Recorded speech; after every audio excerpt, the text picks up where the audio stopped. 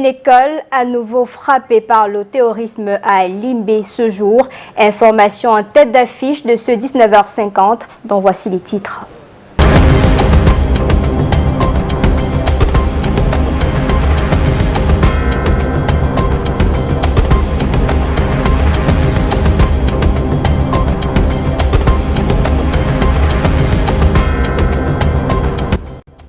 Un nouvel assaut terroriste contre l'école, une institution privée de la ville de Limbé. Le Koulou Memorial College était dans le viseur ce mercredi 4 novembre. Récit de l'émoi vécu dans la cité balnéaire de la région du Sud-Ouest dans cette édition.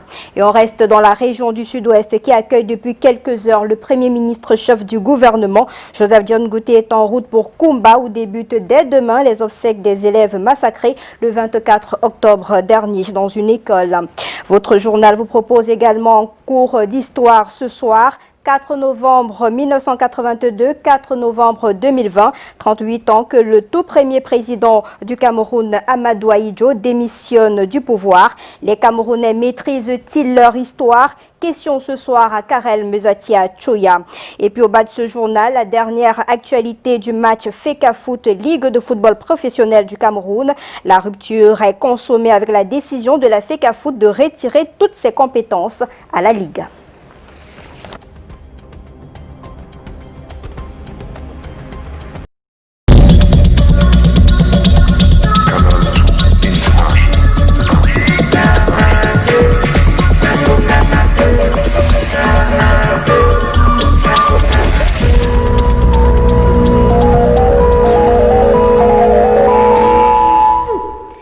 Bonsoir à tous. Une autre journée difficile.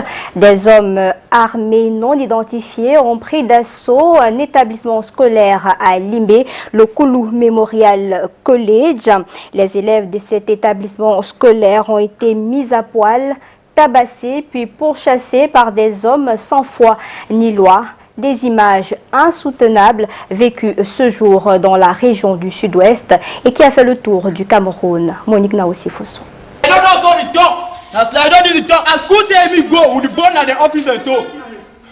Tel le méchant d'un film d'horreur, cet individu non identifié menace de mettre le Koulou Memorial College à feu et à sang. Une institution privée située à Maïfort, à Limbé, dans la région du Sud-Ouest. Un liquide inflammable est déversé dans cette salle de classe. Les élèves et enseignants terrorisés, apeurés, s'enfuient au fond de la pièce et émettent des cris de désespoir. C'est peut-être la fin, comme ça a été le cas pour les 7 élèves massacrés à Kumba il y a quelques jours.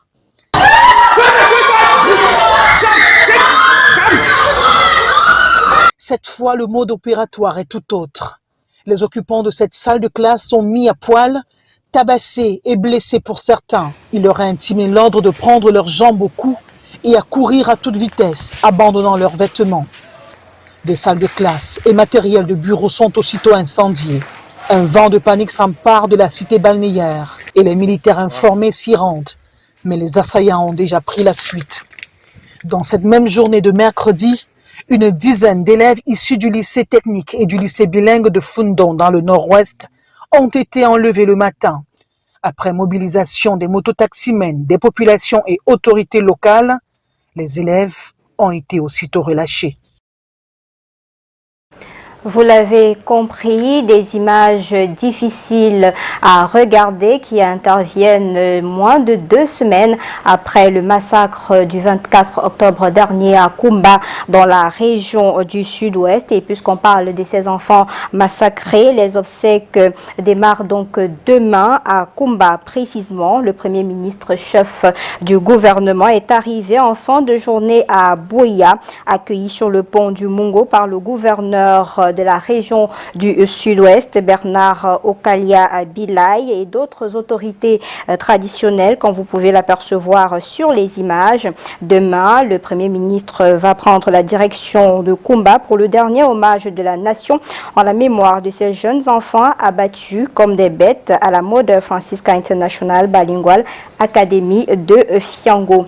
Et pour rester dans cette mouvance de l'actualité dans la région du Sud-Ouest, mais mais aussi la région du Nord-Ouest. Vous l'avez suivi tout à l'heure, une dizaine d'élèves des lycées techniques et bilingues de Fundong dans la région du Nord-Ouest ont été enlevés ce matin après mobilisation des conducteurs de moto et population du chef-lieu du département du Mboyo. Les élèves ont été relâchés quelques minutes après. Nous y reviendrons certainement dans nos prochaines éditions.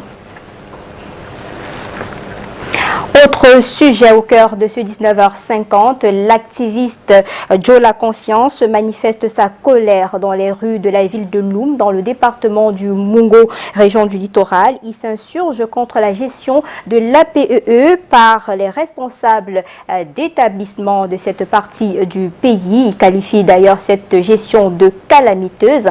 Il a fait savoir à travers une manifestation dans les rues de cette ville. Aimé Catherine Moukouri, Luciano Diaco. Dans la ville de Loum, les nombreux débats dans les chaumières sont animés par des questions autour de la gestion du bureau de l'APE du lycée de la ville. Joe La Conscience, activiste réputé dans la localité, a manifesté au marché de Loum ce mardi pour dénoncer la gestion calamiteuse de l'APE par un bureau qui excède son mandat. Des frais d'APE de 17 500, de 11 000 d'abord à 17 500, puis enfin actuellement à 19 500. Le bureau actuel dément ces accusations. Depuis le départ du professeur Tchoumi, l'APE n'a jamais été, on n'a jamais mis un frais dans les frais d'APE. Dans l'enceinte du lycée, les parents délégués sont en réunion avec le représentant du sous-préfet. Le point à l'ordre du jour, la convocation d'une assemblée élective d'un nouveau bureau pour remplacer l'actuel en fin de mandat. Pour certains, il n'y a aucune urgence, plutôt le risque de voir les mesures barrières foulées aux pieds par cette grande assemblée. Il y a urgence parce que le mandat des présidents ou bien alors de l'exécutif de l'APE est prévu pour 2 ans. Cette urgence, n'est-ce pas, est encore plus significative au lycée de Loum parce que de part et d'autre, il y a des activistes qui menacent même de manifester publiquement pour dénoncer la mauvaise gestion de l'équipe. Le proviseur du lycée pense déjà à mettre tout en place. Tout parent qui devra entrer au lycée devra aborder son cache-nez. Ça, nous serons intransigeants là-dessus. Ça va se faire dès le portail. Et nous avons des cubiténaires d'eau. Ils vont se laver les mains. L'assemblée est prévue pour le 20 novembre. Il ne reste plus qu'à attendre le jour dit pour être fixé sur le second épisode du bureau de l'APE du lycée de Loum. En politique, une nuit, un jour à la prison centrale de Yaoundé-Kondengui, Bibou Nissak et 8 autres militants du mouvement pour la renaissance du Cameroun ont été déférés hier soir après un bref passage devant le tribunal militaire de Yaoundé. Tous ont été arrêtés, vous le savez, dans le cadre des marches du 22 septembre dernier et gardés à vue dans les cellules du secrétariat d'État à la défense chargé de la gendarmerie. Des précisions avec Arnaud Guéfakia.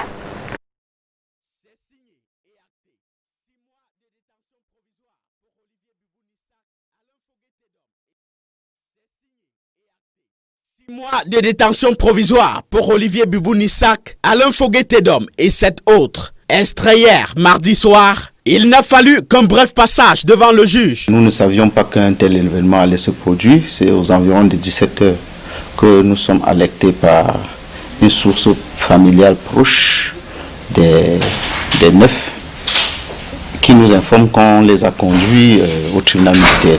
Et c'est aux environs de 20h30, 21h que le juge d'instruction militaire est disponible et occupe son bureau et commence donc les inculpations. Sur eux pèsent 4 chefs d'accusation. Tentative de révolution, rébellion, attroupement aggravé et défaut de carte nationale d'identité. Cette requalification faite au tribunal militaire enlève naturellement la compétence du tribunal militaire parce que ce sont des infractions de droit commun. C'est la deuxième étape de leur procédure, après des enquêtes préliminaires qui auront consommé environ 42 jours entre les cellules de la police et du secrétariat d'État à la défense chargé de la gendarmerie. Le procédé utilisé depuis le début de cette procédure par la police et par les gendarmes est un procédé complètement déloyal. Si Bibou Nissak et les autres y entrent pour la première fois dans le cadre de ce combat politique, Alain Fogué-Tedom Il retourne après à peine un an de liberté. Le trésorier national du MRC y a passé 9 mois avec son leader Maurice Kamto avant d'être libéré le 5 octobre 2019 suite à l'abandon des poursuites annoncées par Paul Biya.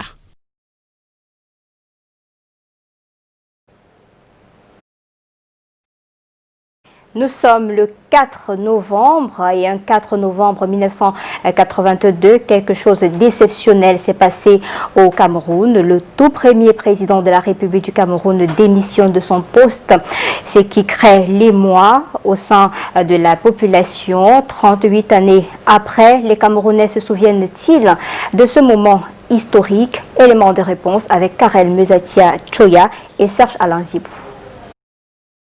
4 novembre 1982, une date historique au Cameroun qui n'a malheureusement pas marqué l'esprit de plus d'un citoyen. Beaucoup n'ont aucun souvenir de ce fameux jour. Ça me rappelle rien du tout. Il y a eu quoi? Non, moi je sais pas. Aucune idée. Sauf si vous me rappelez. Une doléance qui trouve écho favorable au sein de la population. La démission de l'ancien président Amadou Ahidjo. En effet, le premier président de l'histoire du Cameroun, Amadou Ahidjo, âgé de 58 ans, quittait le pouvoir. Il était 20 h lorsque de sa voix, il a annoncé au poste national qu'il a décidé de démissionner de ses fonctions de président de la République.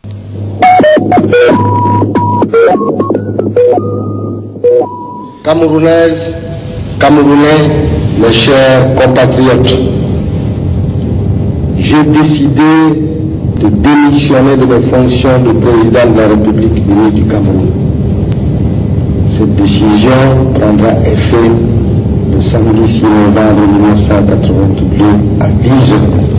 Une annonce qui a créé une onde de choc dans le pays. J'étais à l'école normale supérieure, tout le monde était ahuri, stupéfait.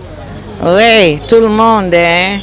C'était une grande surprise et les gens étaient apeurés. Les gens se sont posé des questions, si peut-être il ne devait pas avoir une crise en fait. Et surtout que nous n'avions pas en ce moment précis les dessous véritables de sa démission. En quelques secondes, la population était gagnée par l'incertitude et le doute. Et un président qui n'a pas l'intention de démissionner, du moins pour le moment, c'est Augustin Tamba. C'est un nom à retenir. C'est le tout nouveau président des communes et villes unies du Cameroun. Il a été élu hier au cours d'une assemblée élective qui a passé pratiquement toute la nuit. C'était aux environs de 2 heures que le verdict des urnes a été rendu public. Donc, du côté des palais et des congrès de Yaoundé, Delphine Fonkou-Téné a suivi pour nous cette actualité à Yaoundé.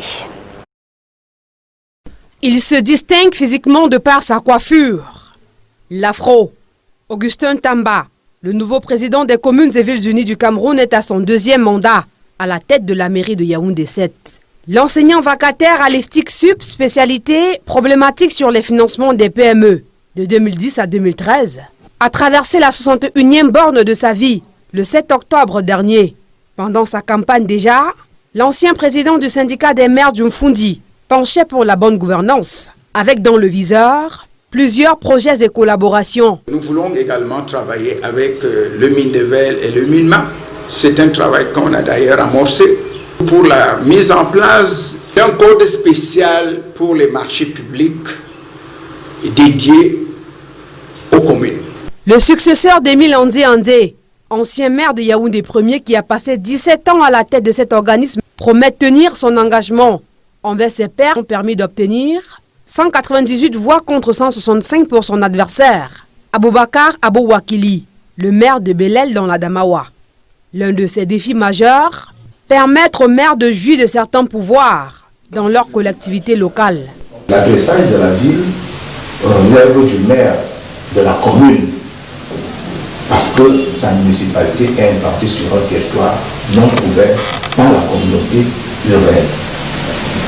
Les questions, je voudrais dire, de l'élaboration des actes d'urbanisme, notamment l'acte le plus connu, c'est le permis de bâtir. Ça relève de la compétence du maire de la commune.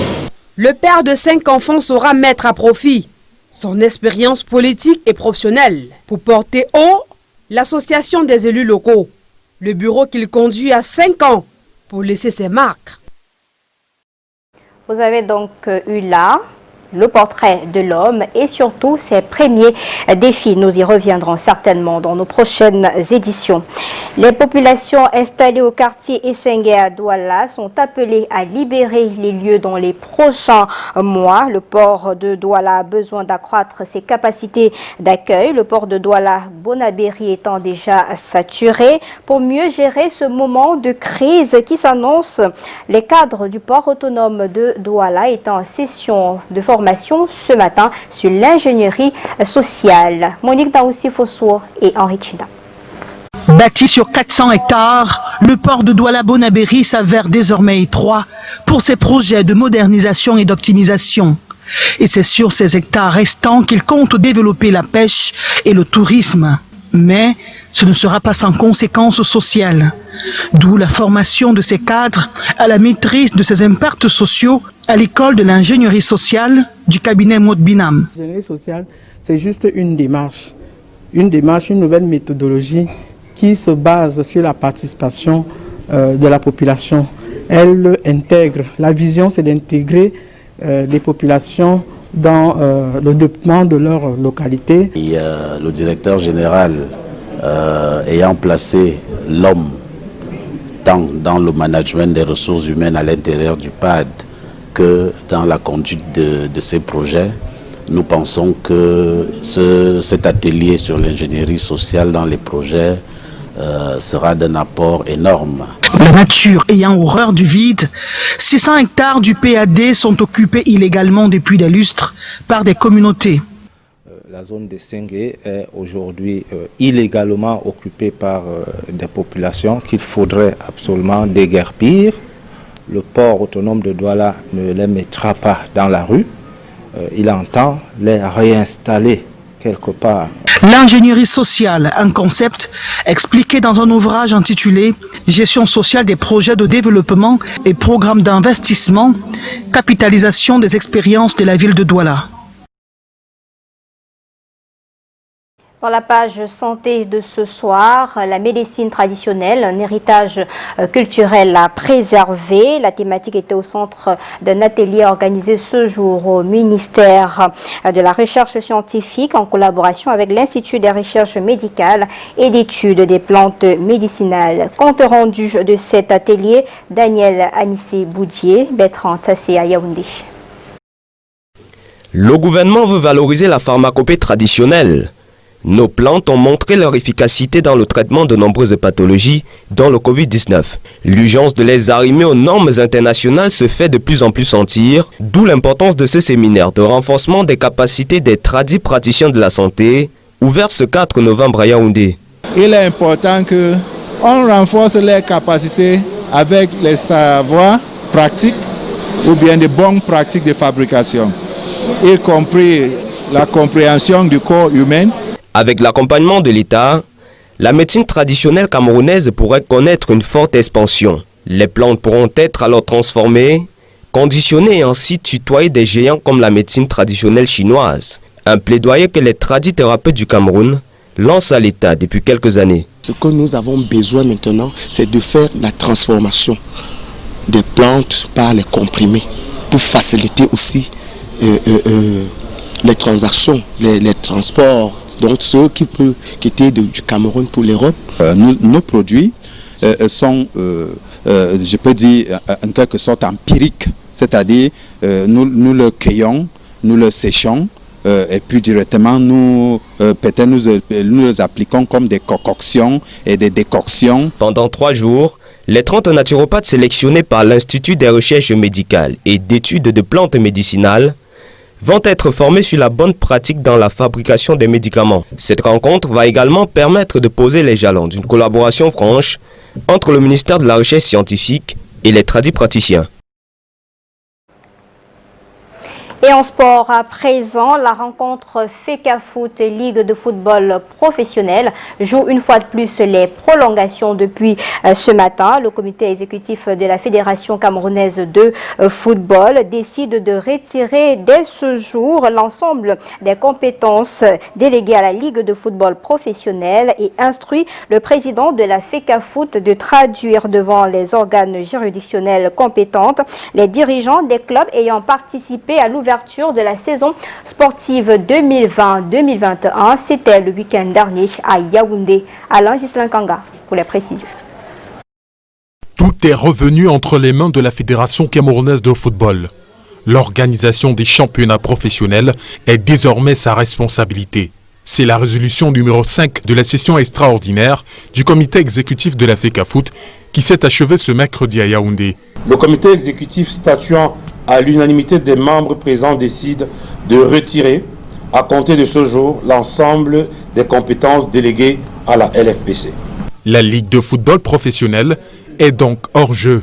L'absence du président Pierre Semengue à l'audition avec les clubs frondeurs mardi à Tinga a favorisé la prise de cette décision. La politique de la chaise vide, nous n'avons pas eu d'interlocuteur. Pour une faction, l'autre faction s'est présentée, nous l'avons écouté. Donc, c'est pour dire que nous avons géré cette situation en toute neutralité.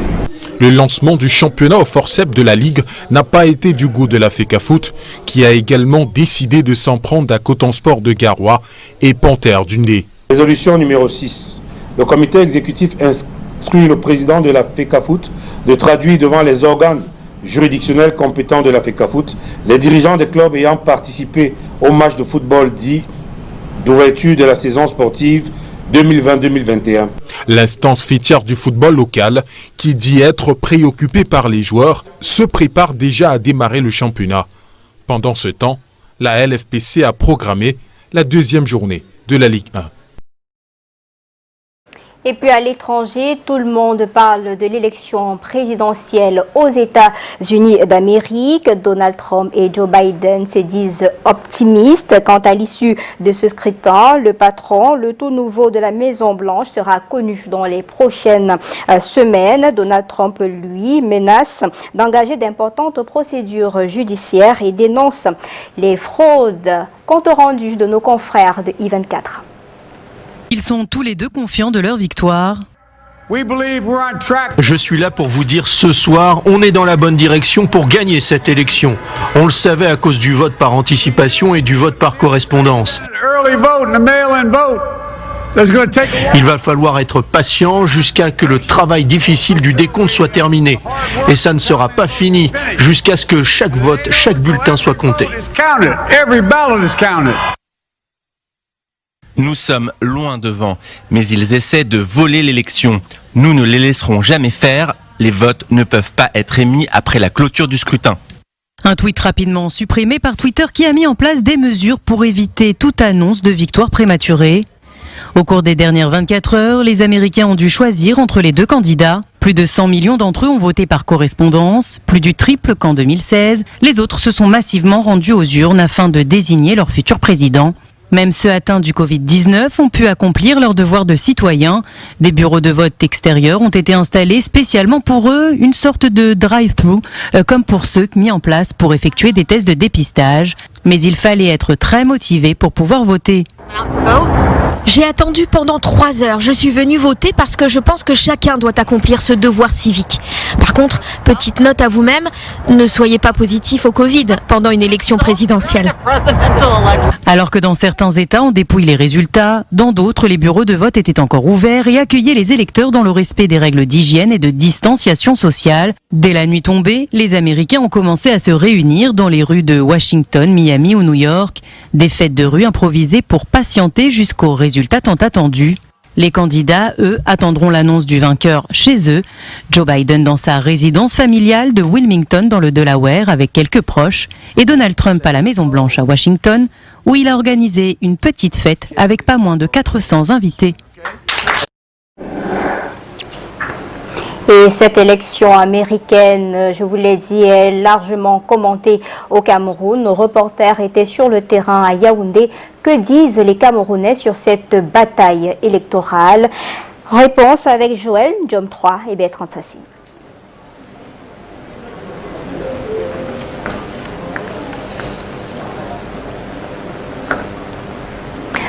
Pendant que les cœurs des citoyens américains battent la chamade dans l'attente des résultats définitifs de l'élection présidentielle au pays de l'oncle Sam, l'actualité politique ne fait pas partie des priorités de certains Camerounais ce mercredi matin dans les rues de Yaoundé. L'élection américaine m'intéresse pas parce que moi, la politique en général ne m'intéresse pas. Donc je ne peux rien vous dire par rapport à ça. Une autre catégorie ne trouve aucun intérêt à l'élection d'un président américain. Ça ne concerne pas le Cameroun et ça ne me concerne pas directement. Ça intéresse les Américains. Et moi, je m'intéresse à ce qui intéresse les Camerounais. A contrario, d'autres ont quitté le lit plus tôt que prévu afin d'être au parfum des dernières tendances, en laissant au passage leurs préférences. Autour de 4 h du matin, j'ai un peu suivi les tendances. Au dernier moment, c'est Joe Biden qui était devant. Mais je pense que de manière particulière, je n'ai pas un candidat. Mais je dirais que s'il y avait à soutenir quelqu'un, je crois que le président Trump, je lui donnerai encore un autre mandat. J'ai suivi comme tout le monde. Mais si j'ai une préférence, ça sera quand même pour Biden, le second candidat. Nous sommes bien loin de l'élection présidentielle américaine de 2008. Celle-là avait créé un engouement particulier parmi les Camerounais parce que, comme vous le savez, Barack Obama était alors candidat. Et au bas de ce journal, la réclame, le programme national pour le développement participatif a donc organisé depuis la semaine dernière un colloque international sur la décentralisation. C'était à l'université de Chang. Retour sur les 3 jours d'échange et de réflexion dans la mise sur pied de la décentralisation. C'est un élément qu'on vous propose. Aux côtés des communes du Cameroun, le programme national de développement participatif, en abrégé PNDP, s'est illustré positivement durant 2 jours à un colloque international qui portait sur la décentralisation et le développement local organisé par l'université de Chang à Chang. C'est vraiment le temps de l'approfondissement, de l'accélération et de la consécration de ce choix de 1996, le choix du président de la République, chef de l'État, M. Paul Biya. La Constitution de 1996 nous amène aujourd'hui à la consécration de la décentralisation. Face aux nouveaux défis que font face les collectivités territoriales décentralisées, il était nécessaire, voire urgent pour le PNDP, de marquer son empreinte indélébile dans ce colloque international. Dans le cadre de ce colloque, le PNDP a pu mettre en évidence la contribution multisectorielle que nous apportons à ce processus. Et cette contribution sur plusieurs plans. Le thème qui portait sur la vision croisée du processus de décentralisation au Cameroun, dont le PNDP est un acteur majeur, sur le plan de la planification, sur le plan communal et développement, et également sur le plan infrastructurel dans divers secteurs au profit des communes du Cameroun. Mais également nous avons surtout échangé sur les approches d'engagement citoyen que nous devons pour placer véritablement les populations à La présence d'un peu plus de 40 maires des communes venues des 4 coins du Cameroun montre toute l'importance de ce colloque international qui avait beaucoup d'intérêt, surtout aux côtés du programme national de développement participatif en abrégé PNDP. Espérons que les différents échanges très riches en termes de propositions pourront remonter et puis susciter à l'attention du politique et du décideur le mécanisme de déclenchement du véritable processus de décentralisation.